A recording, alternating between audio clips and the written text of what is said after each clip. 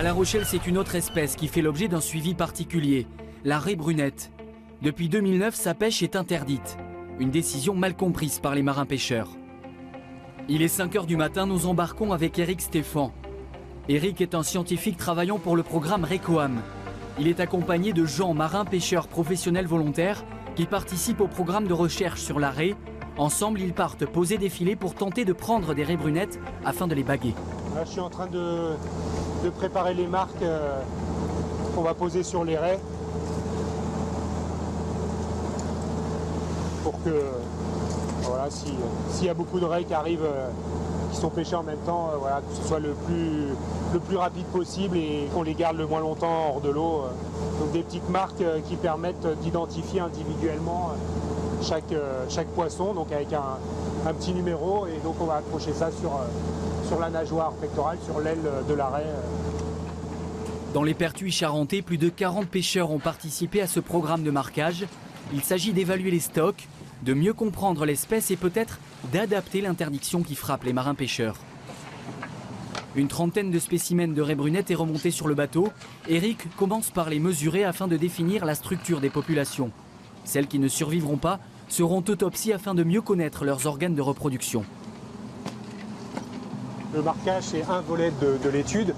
Après, on essaye d'en savoir plus aussi sur la biologie de l'espèce, et notamment de savoir à partir de quelle taille les individus sont capables de se reproduire. Ça s'appelle la taille à maturité sexuelle. Donc pour les mâles, c'est quelque chose qu'on peut faire très facilement à partir des organes reproducteurs qui sont des organes externes.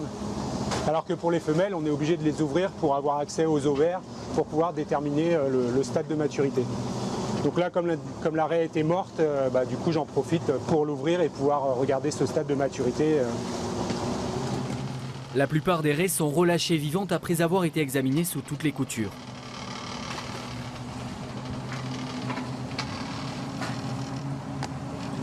Du coup ça c'est un mâle, et donc c'est les organes d'accouplement. Et donc rien qu'en les mesurant et en voyant la texture, on peut savoir quel est le stade de maturité, si c'est un mâle qui est capable de se reproduire ou pas.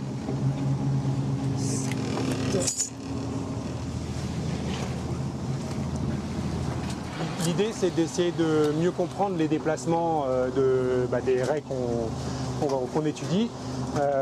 Donc en fait, en mettant ces petites marques avec un numéro qui va être unique pour chaque poisson, quand elles vont être recapturées par des pêcheurs professionnels ou par des plaisanciers et qui vont nous la signaler, ça va nous permettre d'avoir une information sur un déplacement qui a été réalisé. Et puis ça va aussi permettre de voir s'il y a des échanges entre grands secteurs géographiques, c'est-à-dire est-ce que les raies qu'on marque ici dans les Pertuis charentais, on va les retrouver en Bretagne ou en Manche, ou est-ce que c'est vraiment des poissons qui sont sédentaires, qui ne bougent pas de la zone.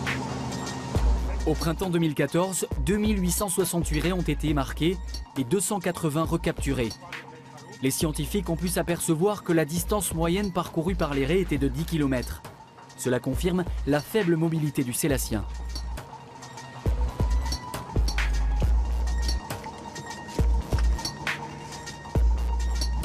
Du coup là j'ai prélevé un petit bout de nageoire en fait pour pouvoir, dans le cadre du programme, en fait on a une étude génétique également qui va aussi apporter des éléments sur la structure de la population.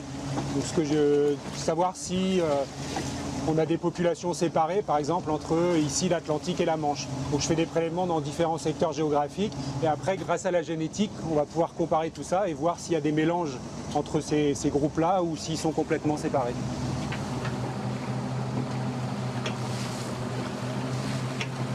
Et donc en analysant ça, en prenant en compte la période à laquelle on l'a relâchée, la période à laquelle elle est recapturée, on peut aussi voir s'il y a des mouvements particuliers, saisonniers, voir s'il y a des différences entre les mâles et les femelles, entre les jeunes et les adultes, pour essayer de comprendre un petit peu mieux l'écologie de ces espèces-là, pour aider à la mise en place de mesures de gestion pour permettre une pêche durable. L'abondance du stock de raies brunettes dans le golfe de Gascogne a ainsi pu être évaluée et surtout elles semblent en hausse. Ces études permettent aux pêcheurs d'ajuster leurs propositions de mesures de gestion.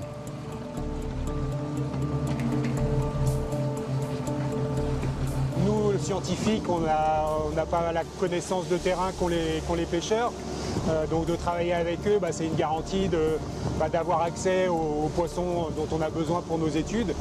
Et inversement, le travail que nous on fait pourra, j'espère, leur servir parce que ça va aider à réfléchir à des mesures de gestion pour préserver cette ressource. Nous, on a besoin effectivement d'eux parce qu'il faut arriver à une gestion saine de la pêche. C'est eux qui peuvent nous apporter des réponses à ce moment-là. Bon, nous, on sait bien où et comment ils se reproduisent, à quelle période, à quelque chose près, quoi. Et ça demande à être affiné. Puis après, effectivement, pour prendre des mesures de gestion pour une pêche durable.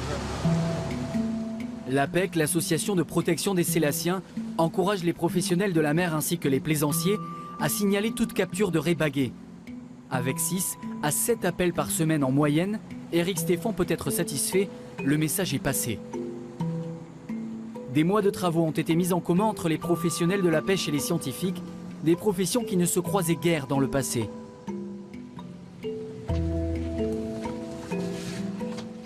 On arrive à la fin du programme, là, on a marqué les raies, le nombre de raies qu'on voulait, on a collecté les données qu'on voulait, donc voilà, on arrive sur les derniers embarquements avec les pêcheurs, donc c'est probablement le dernier avec Jean pour cette fois-ci. Tiens, du coup, je t'ai ramené un petit gâteau breton. Non, c'est le gâteau breton.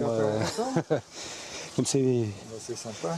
Pour l'instant le dernier embarquement, à moins qu'on se recroise après pour d'autres choses, mais c'est vraiment un projet qui fonctionne où là on voit qu'effectivement le monde de la pêche et le monde scientifique arrivent à travailler ensemble dans un objectif commun d'essayer de comprendre, d'améliorer les connaissances sur la biologie, l'écologie, et ces éléments-là, ça va permettre de réfléchir à des mesures de gestion alternatives à cette interdiction. L'interdiction, elle n'est pas comprise, elle n'est pas acceptée, elle n'est probablement pas justifiée. Donc aujourd'hui, l'objectif, c'est d'essayer de passer à autre chose et voir comment on peut faire évoluer cette interdiction de pêche, puisqu'il s'avère effectivement que l'espèce est très très abondante localement sur les côtes françaises. L'abondance de la raie brunette est en hausse dans certaines zones de pêche. La filière plaide donc pour la levée de l'interdiction de capture et pour sa réouverture. Une réouverture ciblée avec une taille minimale de 55 cm et un quota de 200 tonnes de raie brunette par an, en respectant une fermeture annuelle de 3 mois minimum. Un exemple de collaboration réussie entre scientifiques et marins pêcheurs.